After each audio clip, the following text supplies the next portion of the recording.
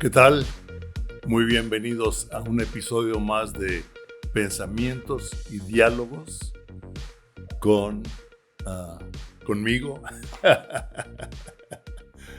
con un servidor, con Palemón Camus, y sabiendo que muchas veces o en muchas ocasiones tenemos invitados para dialogar sobre diferentes temas que Dios ha puesto en el corazón de ellos y dialogamos sobre de ese tema. Y también definitivamente hay un diálogo con Dios y en lo que yo logro creer que es lo que Dios me está hablando o sentir o percibir que Dios está poniendo en ese diálogo continuo con Él, al leer la palabra, al experimentar cosas en la vida diaria, al ver determinadas acciones, etcétera, y platicarlo con Dios. Eso es dialogar, eso es orar también. Vemos que Dios va ayudándonos a entender la historia de nuestra vida, la historia de lo que sigue. Y vamos a continuar con el diálogo anterior de victoria sobre la aflicción, en donde leímos que en Juan 16:33 dice que estas cosas les he hablado, dice, porque en el mundo tendrán aflicción, pero confiad, yo he vencido al mundo. Y sobre de eso comenzamos a hablar la palabra y veíamos lo que es la oposición, ¿verdad? Los sentimientos en medio de la oposición en contra de lo que es natural de Dios, lo cual no son sentimientos agradables. Todo aquello que se opone a la naturaleza de Dios sobre nuestra vida nos causa un tipo de aflicción. Inclusive, por ejemplo, la enfermedad es una aflicción que es contrario a la naturaleza de Dios.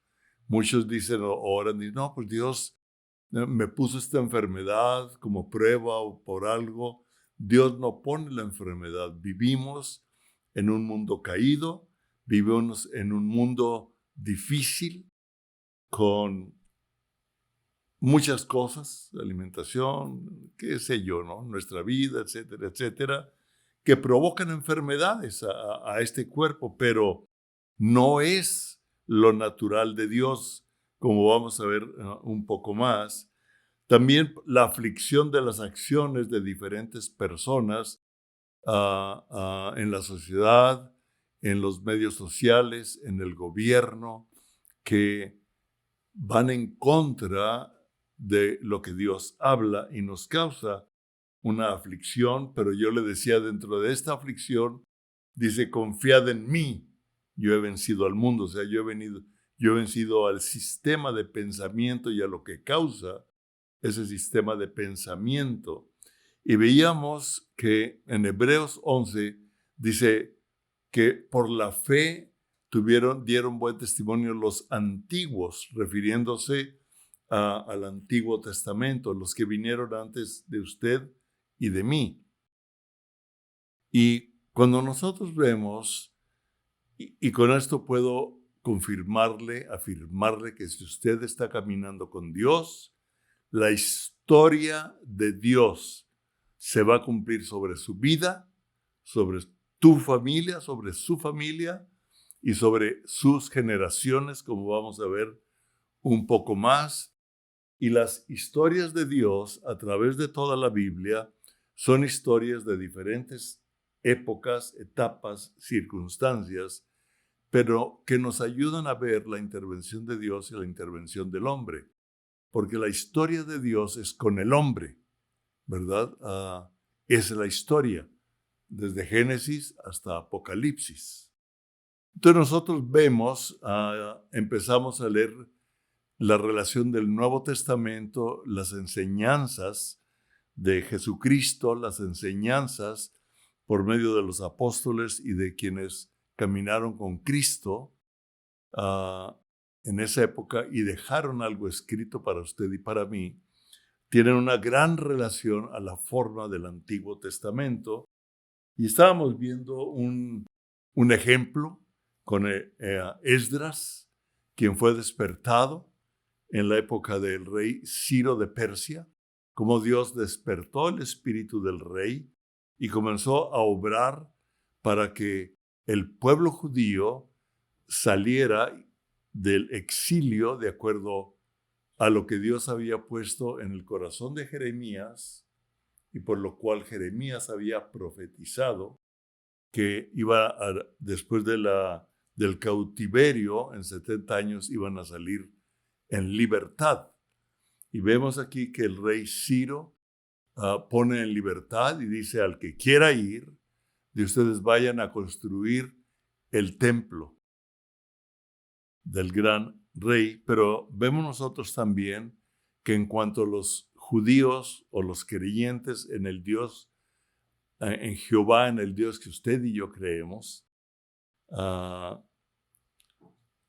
vemos que inmediatamente hay una oposición y en el capítulo 4 de Esdras, en el versículo 1, vemos que cuando los enemigos oyeron, inmediatamente fueron y vinieron con Zorobabel, que era el constructor, y a los jefes de las casas paternas, eso lo dijimos en el episodio anterior, y les dijeron, edificaremos con ustedes porque igual que ustedes buscamos nuestro Dios, no al Dios de ustedes, y a Él les vamos a ofrecer sacrificios desde los días de Esar Adón, rey de Asiria, que nos hizo venir aquí.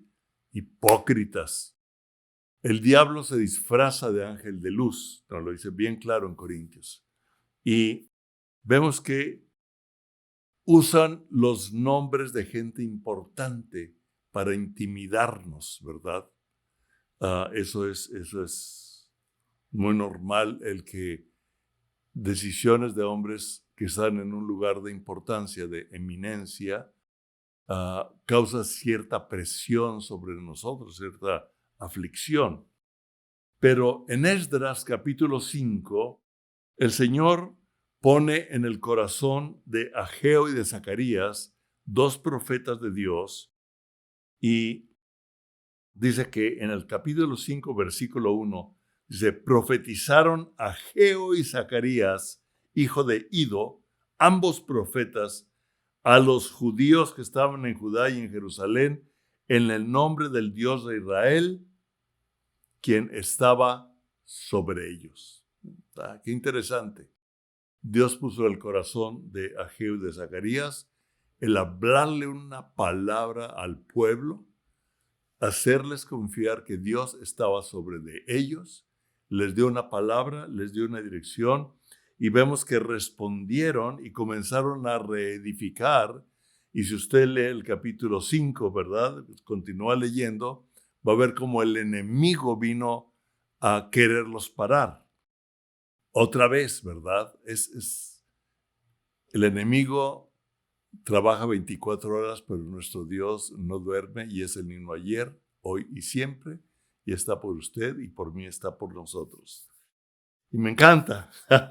Este estudio me ha bendecido muchísimo a mí y espero que a usted también lo bendiga y lo lleve a meditar en lo que estamos hablando. Y vemos aquí en Esdras 5:11 que cuando llegaron a decirles que por qué estaban edificando, y díganos el nombre. A ver, ¿usted cómo se llama? Ya me imagino. ¿Y usted cómo se llama? Para mandárselo a decir a los políticos, al rey, al gobernador, etcétera. Mire, aquí está Juan Hernández y Francisca Gutiérrez y etcétera, ¿verdad? O en inglés, si usted quiere, para darle nombres. Y ellos le respondieron diciendo, así le respondió el pueblo, o los que estaban construyendo, nosotros somos siervos del Dios, y me encanta, siervos del Dios del cielo y de la tierra, y reedificamos la casa que ya muchos años antes había sido edificada, la cual edificó y terminó el gran rey de Israel. y sabemos que se refieren a Salomón. Y usted y yo al leer Crónicas, ¿verdad? Vemos como la gloria de Dios llenó el templo de Salomón cuando lo dedicó y comenzó la alabanza y los sacrificios. Y no podían ni estar de pie. La gloria de Dios llenó el templo.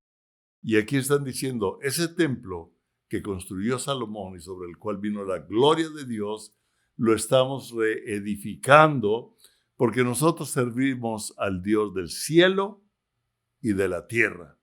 Desde el cielo y la tierra. Y me encanta porque me trajo a memoria cuando Jesús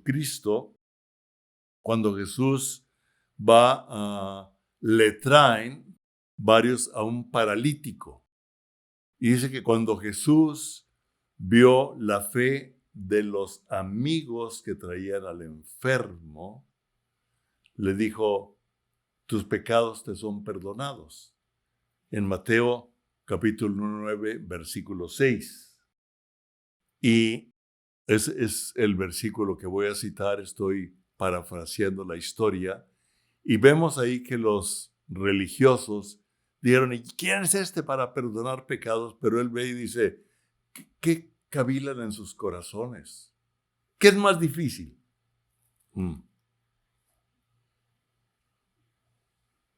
¿Perdonar los pecados o sanar a un paralítico? Interesante.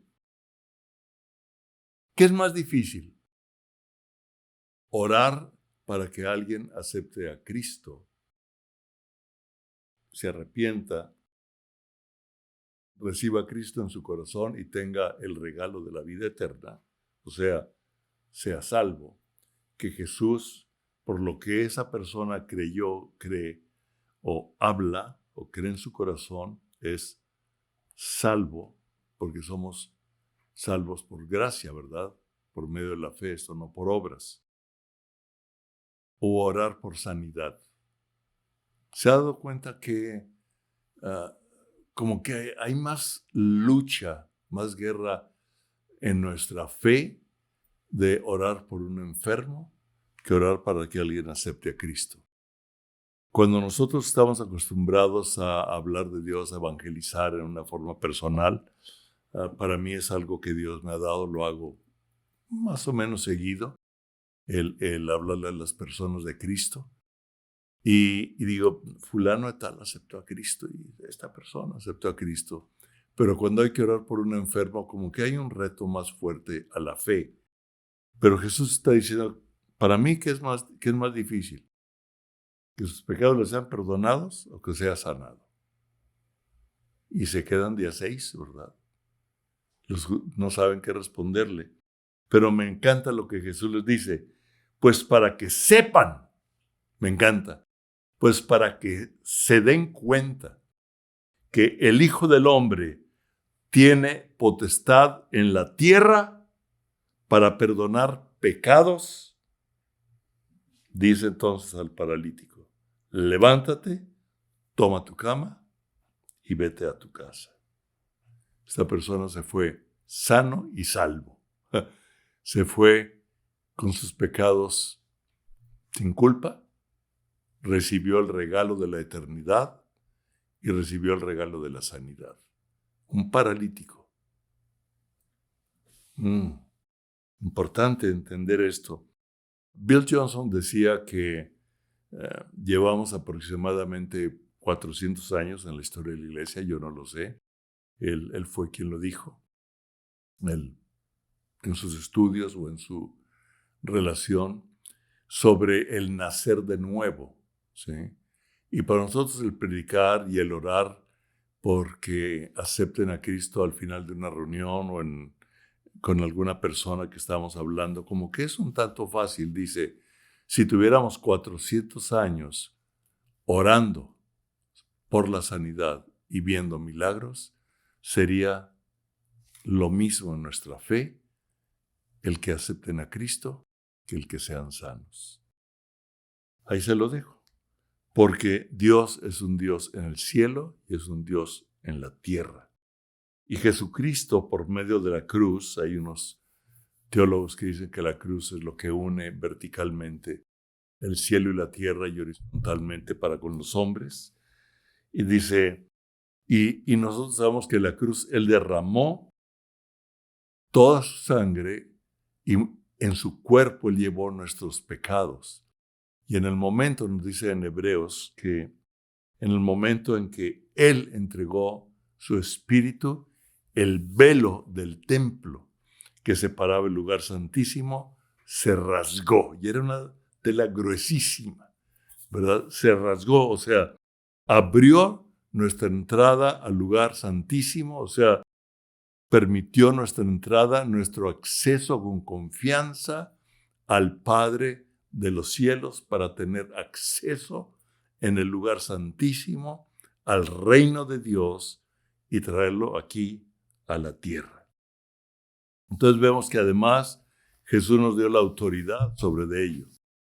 Regresando a los antiguos, a la fe de los antiguos, en Esdras capítulo 6, versículo 14, dice, y los ancianos de los judíos edificaban y prosperaban, me encanta, conforme a la profecía del profeta Ageo y de Zacarías. Qué interesante que lo que dos hombres recibieron del Espíritu Santo, recibieron de Dios para hablarlo sobre del pueblo, sobre la edificación del templo, se estaba ejecutando de acuerdo al cielo, se estaba ejecutando una obra en la tierra que era reedificar el lugar de adoración. Dice, edificaban y prosperaban conforme a la profecía del profeta Ageo y Zacarías, hijo de Ido. Edificaron pues y terminaron, me encanta aquí, me encanta, fíjese. Número 1, por orden del Dios de Israel. El primero que dio la orden para edificar fue Dios. Dios dijo, se cumplieron los 70 años, es tiempo de salir del cautiverio y reedificar el templo y construir los muros de alrededor de Jerusalén como protección. Eso lo hizo Nehemías, que pasó algo similar a lo de Esdras. Usted lo puede leer ahí. Y entonces, primero, por orden del Dios de Israel, número 1, y por mandato de Ciro. La orden fue Dios y el mandato en la tierra la dio el rey Ciro. Y luego dice, de Darío, número 3, y de Artajerjes, rey de Persia. 3 reyes.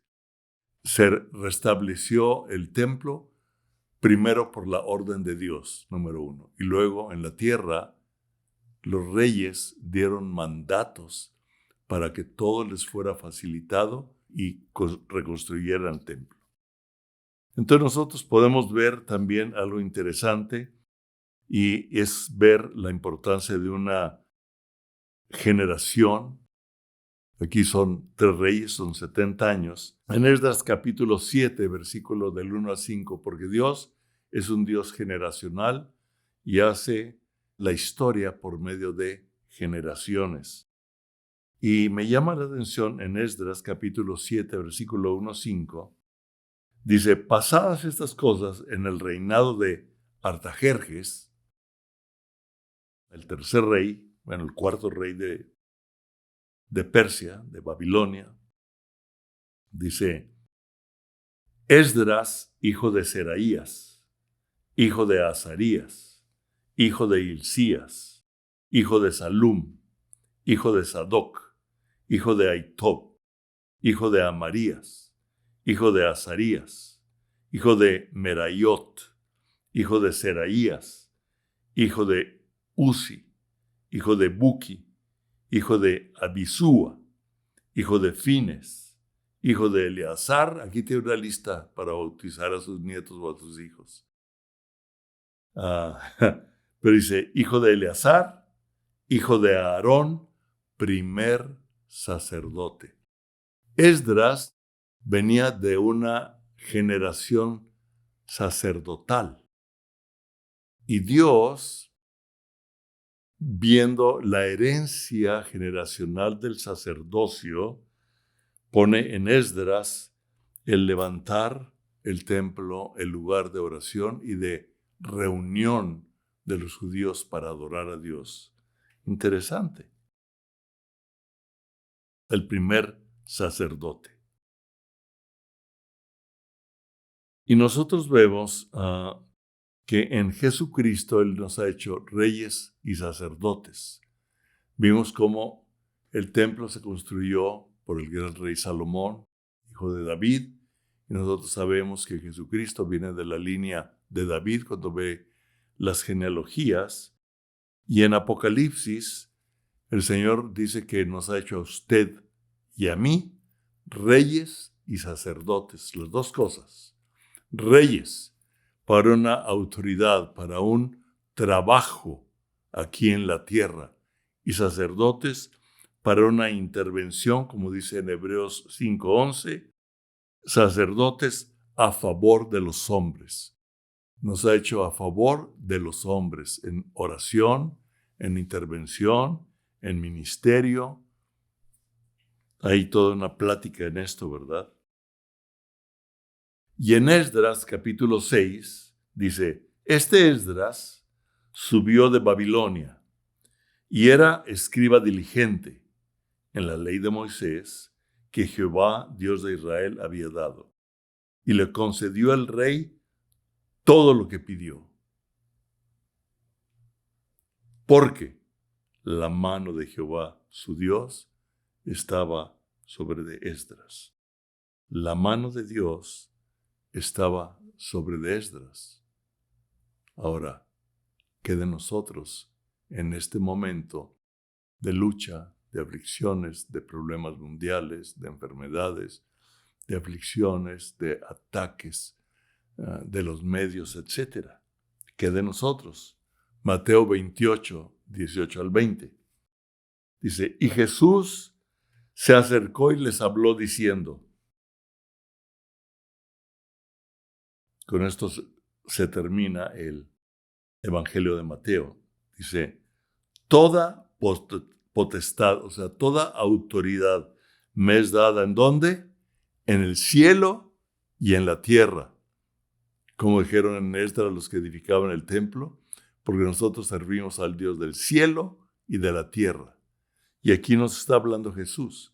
Toda autoridad me ha sido dada en el cielo y en la tierra.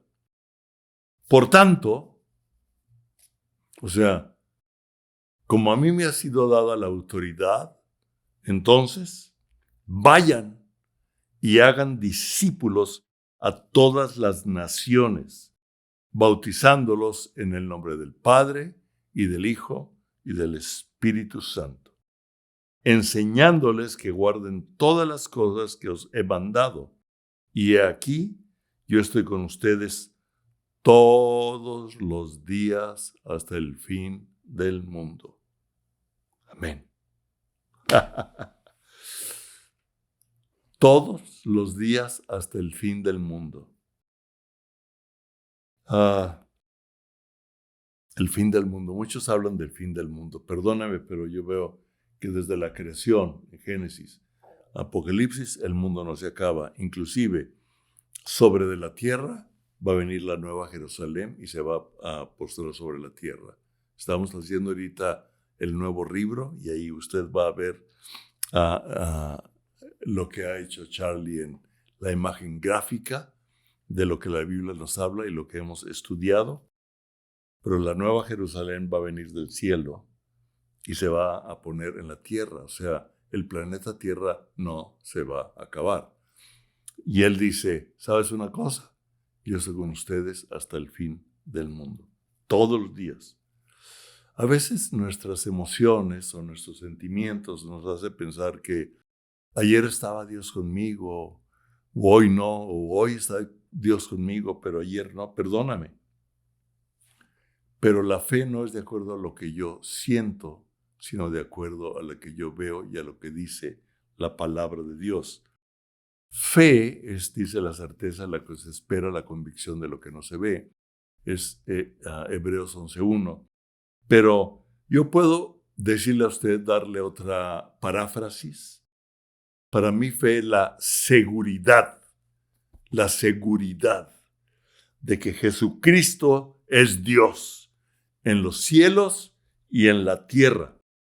Y Él tiene la autoridad y nos la ha dado a nosotros y nos ha dado el respaldo del Espíritu Santo, que es el poder de Dios mismo ejecutando su palabra en la tierra.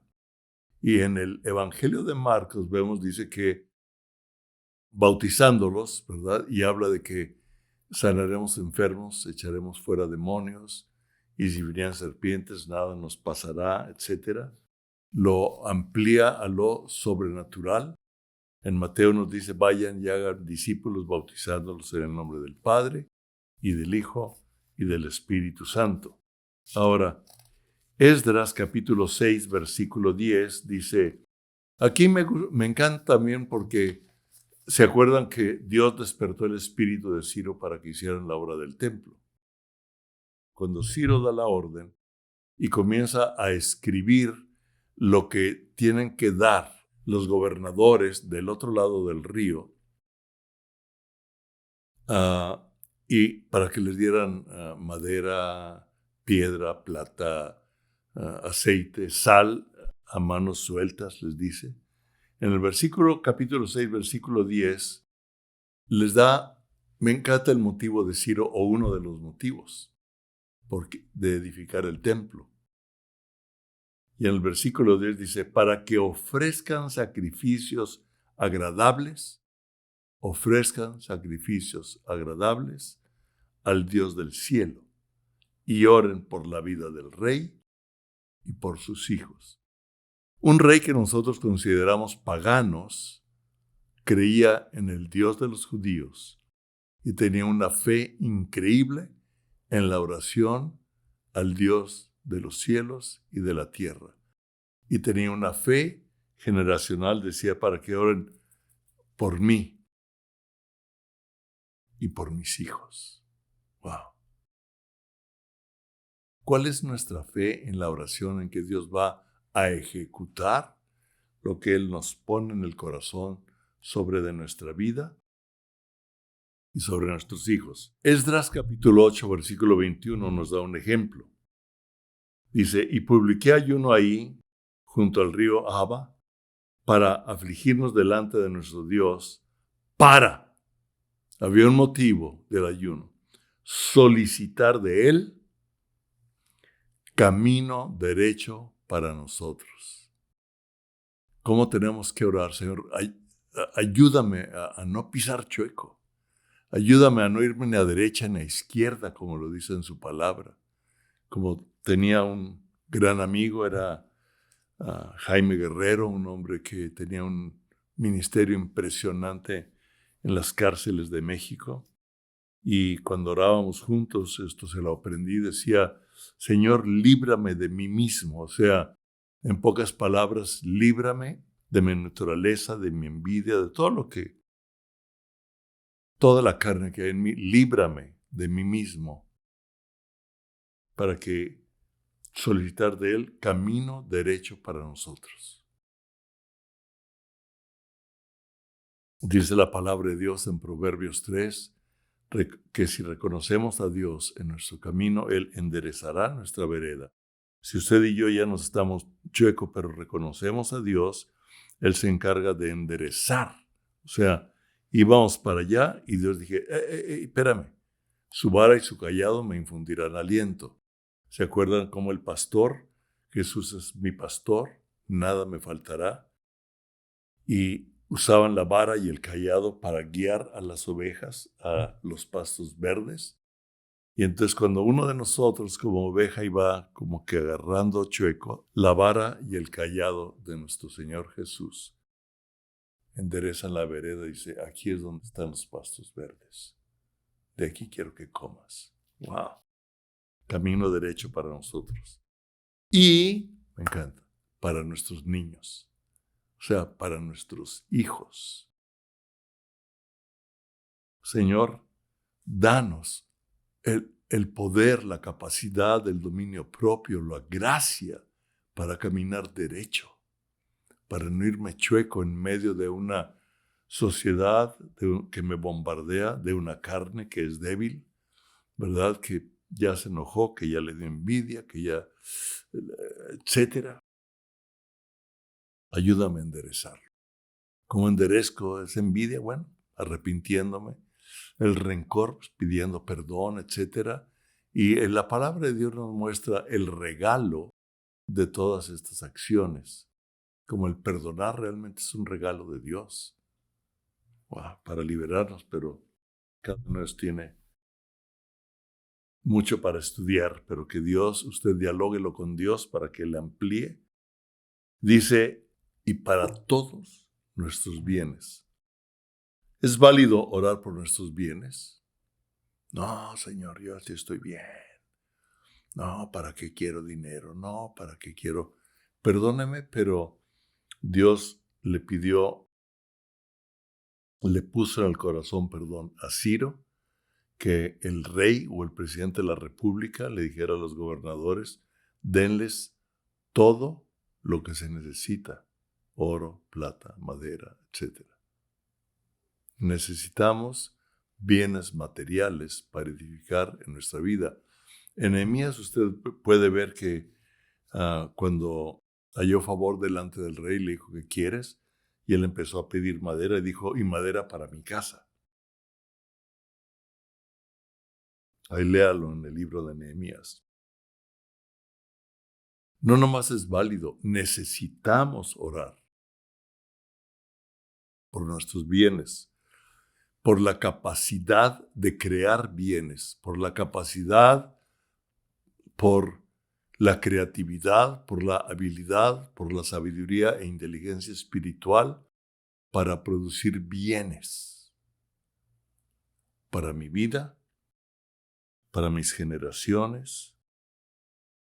El otro día hablando con un amigo que es un tanto profético y a veces oramos en inglés, pero a veces Dios me ayuda a orar en inglés, pero él oró por mí y dijo, Palemón, yo veo que vienen bienes sobre de tu vida y lo quiero creer y declarar. Dijo, pero tú no estás deseando esto nada más para ti, estás deseando esto para la familia y para los bienes generacionales.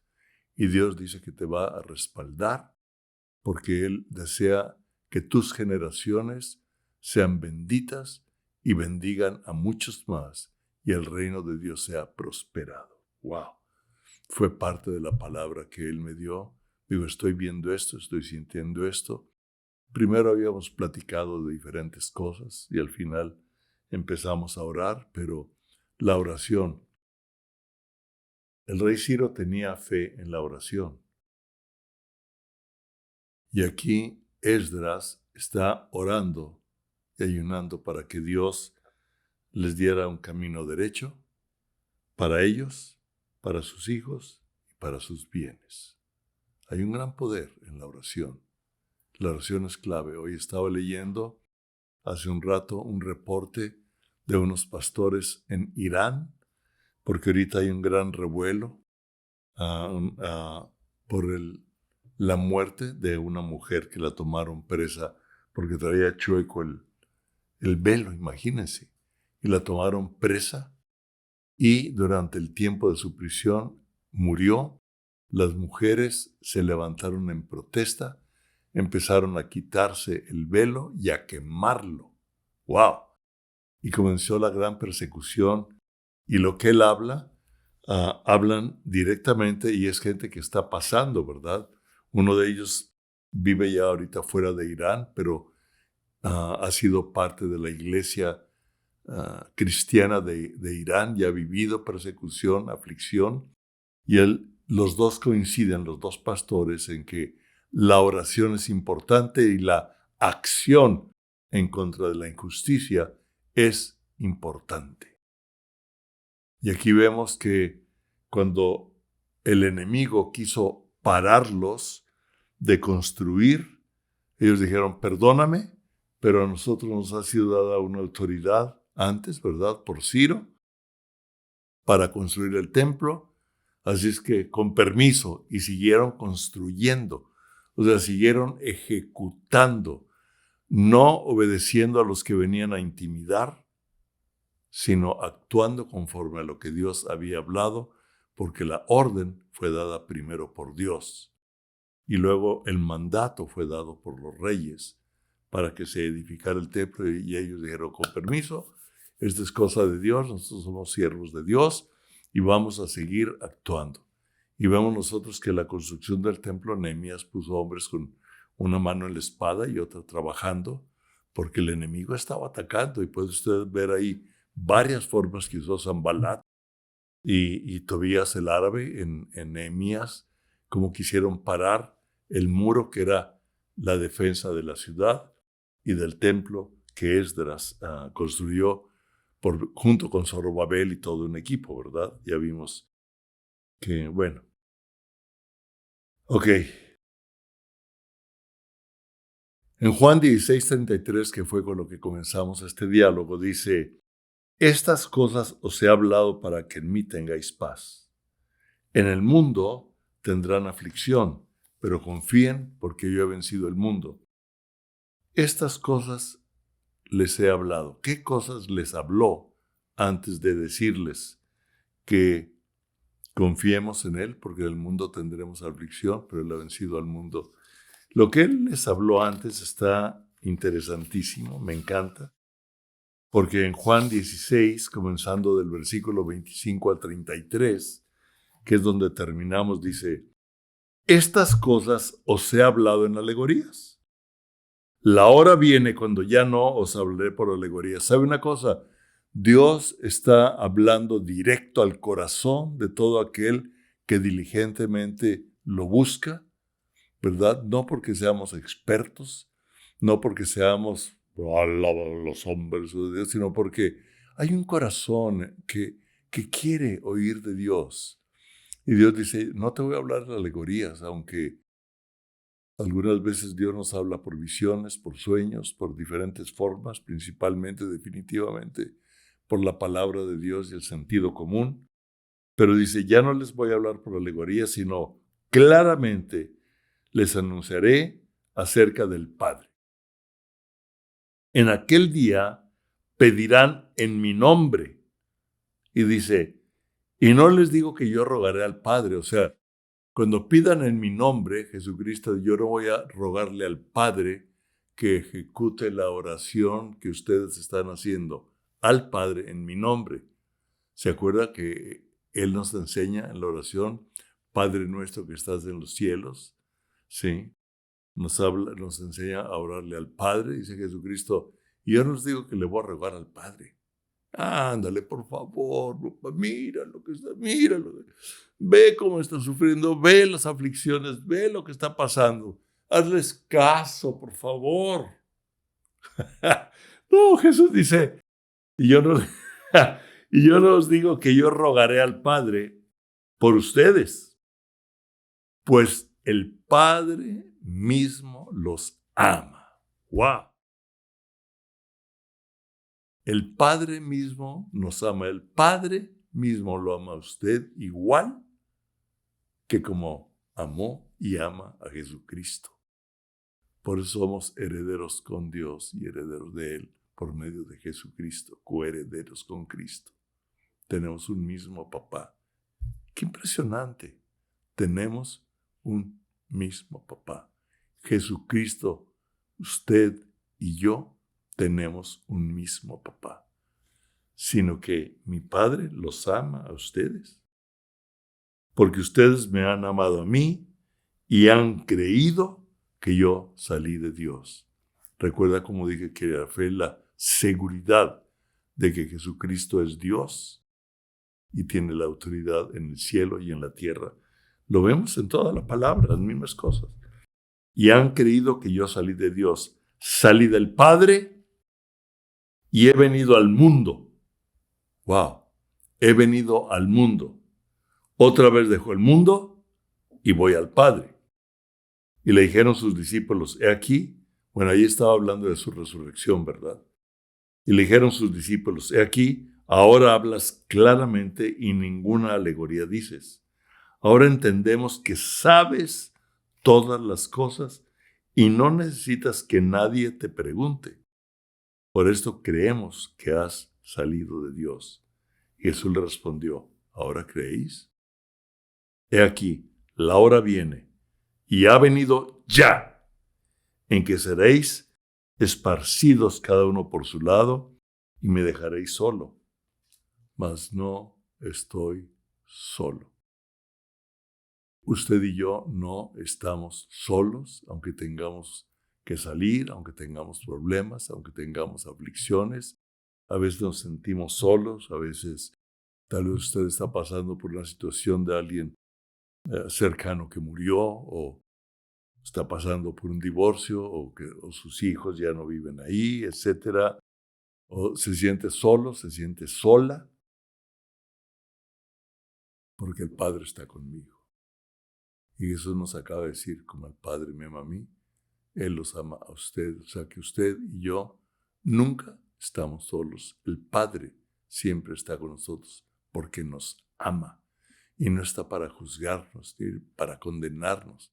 Está para ayudarnos en cada momento de debilidad, en cada error, para sacarnos del pecado cuando el Espíritu Santo nos redarguye. No nos condena, nos redarguye, y usted y yo venimos, Padre, perdóname. ¡Wow! No estamos solos. El Padre está con nosotros para ayudarnos a salir. Él es el que saca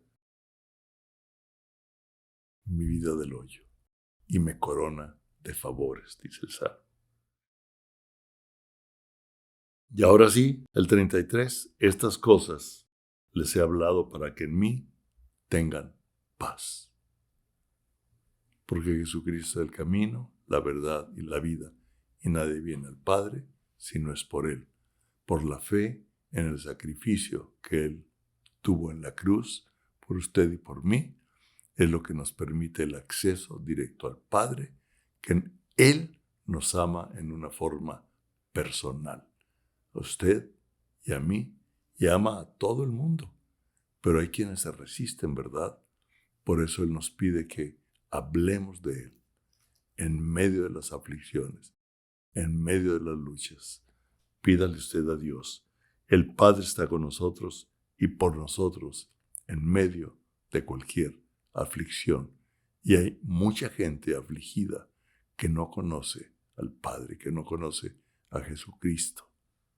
Por eso necesitamos traer la palabra de Dios, creerle a Dios y que Él nos ayude en medio de la aflicción, en medio de las luchas, en medio de la enfermedad, en medio de la situación que estemos viviendo, para saber, como dijo uno de los pastores de Irán, dijo, no tengamos temor de orar y de hablar contra la injusticia, porque es un periodo de tiempo, pero Dios es el Dios del tiempo, y el tiempo es parte de la historia, y la historia de usted y mía y de todos los que creemos está en las manos de Dios. Y, como dijeron los antiguos, por medio de la fe, aunque no vieron algunas de las promesas cumplidas, los saludaban desde lejos. Puede usted tener la seguridad de que usted, su familia y sus generaciones están en manos de Dios cuando estamos orando, creyéndole a Dios, independientemente de lo que vemos, porque no andamos por lo que vemos, sino por lo que no vemos. Dios los bendiga. Padre, yo quiero darte gracias por amarnos de tal manera, aún en medio, tú conoces, no hay nada oculto para ti, delante de ti, y me amas, Señor. Ayúdame para que yo camine derecho. Ayúdanos, Señor, a interceder, a ver, a intervenir con nuestra familia, Señor, y gracias por proveer los bienes y darnos la sabiduría para administrarlos. Gracias, Padre. Yo bendigo a todo aquel que está viendo u oyendo este diálogo y estos pensamientos, los bendigo en el nombre de Jesús, y es la bendición lo que desata lo que Dios ya ha puesto en usted. En el nombre de Jesús. Amén.